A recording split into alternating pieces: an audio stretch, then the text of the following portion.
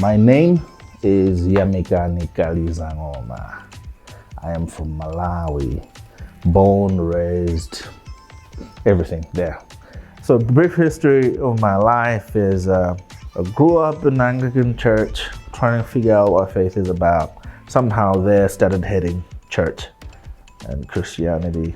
But Jesus grabbed my heart when I was 17. And around 18, I started making music, from hip hop music, experimented with house, gave myself a DJ name.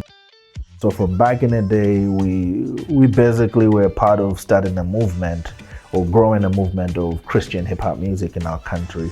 So the Lord gave me access to be part of one of the pioneers in just pushing that a little bit. So actually that's what I do now. I work for, I'm a DJ still. I still DJ, which is crazy, which is another conversation starter, and a festival producer. I have the opportunity to produce one of Africa's top 10 festivals. And working in those events opened doors to start working with people that had never been to church before. My story is from a dude in the room that didn't want anyone to know I could do anything. And the Lord going like, nope, when you give me your life, your story no longer belongs to you, it belongs to me. And understanding that and learning what that looks like.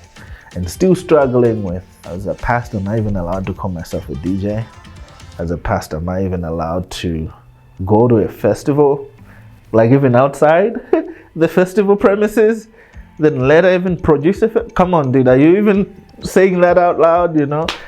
So it's been, it's learning all the way. It's learning what contextualization means. That's why this coming here has been a big deal. Coming here has been a big deal. Like, how do we contextualize? How do we walk with people? How do we do life in those kind of spaces?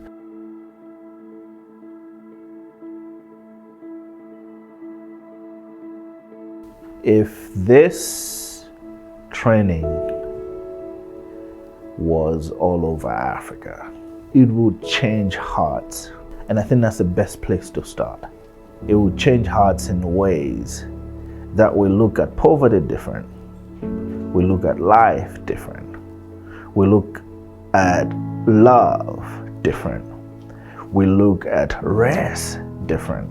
We look at dreaming different. It'll completely change how we're doing outreaches and missions, who we go to, how we engage with the people or the enriched groups. It will completely change what we're doing with our money. It'll completely change how we love and how we are a movement, how we can easily become a movement rather than just be tribes all over Africa. You know, we enjoyed our tribes.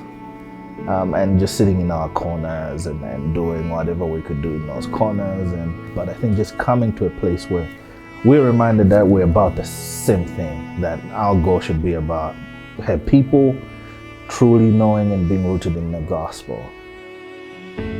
You're gonna run with it in Ethiopia, in Addis. You're gonna run with it in Dar es Salaam. You're gonna run with it in Nigeria, in Lagos. You're gonna run with it in Lilongwe, in Malawi. You're gonna run with it in Tet. You're gonna run with it in all these other African spaces.